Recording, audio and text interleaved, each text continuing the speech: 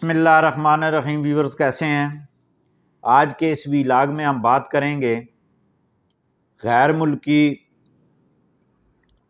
ان افغانوں کی جن کی رجسٹریشن نہیں ہو چکی اور اس کے ساتھ ساتھ جن کی رجسٹریشن ہو چکی ہے۔ ویورز جیسا کہ آپ کو معلوم ہے کہ 31 اکتوبر لاسٹ ڈیٹ تھی غیر ملکی کو افغانیوں کو ملک سے نکالنے کے لیے، اور اس کے ساتھ ساتھ جو مسلم لیگ نون ہے اس نے اپنے تمام امیدواران سے پارٹی ٹکٹ کے لیے کہا گیا ہے کہ آپ درخواستیں جمع کرانی شروع کر دیں۔ تو ان دو موضوعات پر بات کریں گے۔ تو سب سے پہلے جو ویورز افغانی ہیں، افغانیوں کی جو 3 کیٹیگریز ہیں، اچھا اس میں اب جب یہ 31 اکتوبر گزری اس کے بعد لا تعداد میں جو پولیس نے، حکومتی مشینری نے ان افغانیوں کو پکڑنا شروع کر دیا ہے۔ میرا ذاتی مشاہدہ یہ ہے کہ جتنے بازار ہیں، جتنے فروٹ کی ریڑھیاں ہیں، وہ سب کی سب غائب ہو گئی ہیں۔ یعنی کہ اتنی تعداد میں افغانی غیر قانونی طور پر پاکستان کے اندر مقیم تھے کہ جو ملک چھوڑ کے جا رہے ہیں اور دھڑا دھڑا اپنا سامان بھی بیچ رہے ہیں۔ اچھا دوسرا جو ہے وہ افغانی جن کی رجسٹریشن ہے، حکومت پاکستان کے بارے میں چند لوگ باتیں بھی کر رہے ہیں کہ جناب یہ ہمارے مسلم بھائی ہیں، یہ ہے وہ ہے، تو یہ ایک الگ بحث ہے۔ وفاقی حکومت نے ایک نوٹیفیکیشن جاری کیا ہے، اور وہ نوٹیفیکیشن جو ہے پی او آر اور اے سی سی۔ اب یہ آپ سوچ رہے ہوں گے کہ پی او آر کیا ہوتا ہے اور اے سی سی کیا ہوتا ہے۔ اے سی سی جو ہے وہ ہے افغان سٹیزن کارڈ۔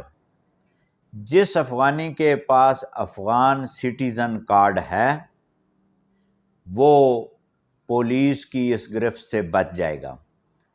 دوسرا ہے P O R, proof of registration, یعنی کہ جو نادرا میں رجسٹرڈ ہو چکے ہیں۔ یہ دو ڈاکومنٹس جس افغانی کے پاس ہیں یا دونوں میں سے ایک ہے وہ پاکستان میں رہ سکتا ہے فی الوقت۔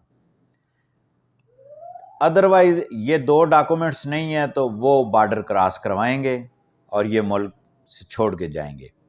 دوسرا اور تھرڈ جو آپشن ہے پی او آر کا رجسٹریشن، جو رجسٹرڈ ہوئے ہیں ان کے بارے میں حکومت کی کیا پالیسی آنے والے دنوں میں آتی ہے وہ آنے والے دنوں میں پتہ چلے گا۔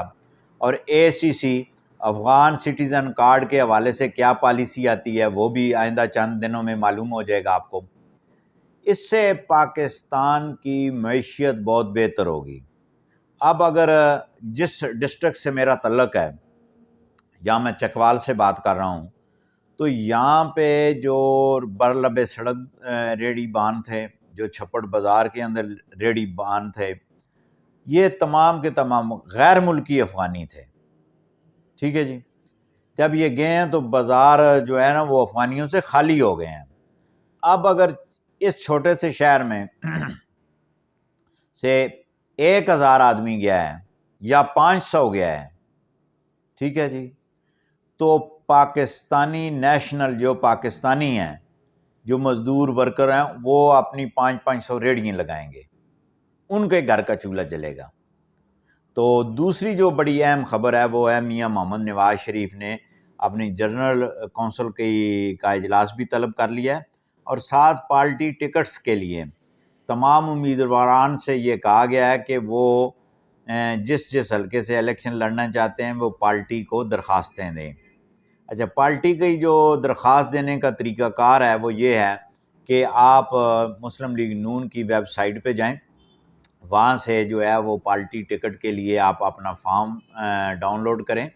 اس کے ساتھ ساتھ جو قومی اسمبلی کا امیدوار ہوگا، وہ چاہے ریزرو سیٹ ہے، اقلیتی سیٹ ہے یا جنرل سیٹ ہے، 2 لاکھ روپے پارٹی کے اکاؤنٹ میں جمع کروائیں گے، اور اسی طرح جو ہے وہ صوبائی اسمبلی کے جتنے حلقہ جات ہیں ان سے فی حلقہ جو ہے وہ 1 لاکھ روپے ہے، ریزرو سیٹ ہے، اقلیتی نشست ہے، جو بھی ہے اس میں 1 لاکھ روپے۔ ارے یہ حبیب بینک کے اکاؤنٹ میں جمع کروا کے برانچ میں جہاں پہ پارٹی کا اکاؤنٹ ہے اس میں جمع کرا کے وہ جو پے آرڈر ہے وہ آپ نے اپنی درخواست کے ساتھ لگا کے وہ آپ نے لاہور ماڈل ٹاؤن سبمٹ کروانا ہے۔ اچھا یہ سبمٹ ہو جائے گا، اس کے بعد جو مسلم لیگ نون نے یہ ڈیسائیڈ کیا ہے کہ اس کے بعد انٹرویوز کا سلسلہ شروع ہوگا، اور جنرل کونسل جو ہے وہ کافی ٹائم کے سالوں کے بعد میاں محمد نواز شریف کی قیادت میں جس کا اجلاس ہونے جا رہا ہے، اور جس میں جو ہے وہ کمیٹی تشکیل اس سے قبل دے دی گئی ہے کہ پارٹی ٹکٹس کے حوالے سے جو ہے، اور اس میں جو ہے وہ غالباً ڈویژن وائز یا صوبہ وائز ایک کمیٹی بنائی جائے گی جو امیدواران کے انٹرویوز بھی لے گی، اور فائنل جو ہے وہ اپروول جو ہے وہ میاں محمد نواز شریف دیں گے۔ اور اس طرح مجھے یہ محسوس ہو رہا ہے کہ یہ الیکشن جو ہے اب ہونے جا رہے ہیں، اب فائنلائز ہو چکا ہے میٹر۔ اب آنے والے دنوں میں جو ہے جب ڈیٹ اناؤنس ہوگی تو اس میں جو ہے یہ الیکشن لازمی طور پر ملک جو ہے وہ جمہوریت کی راہ پر گامزن ہو جائے گا۔ بہت شکریہ۔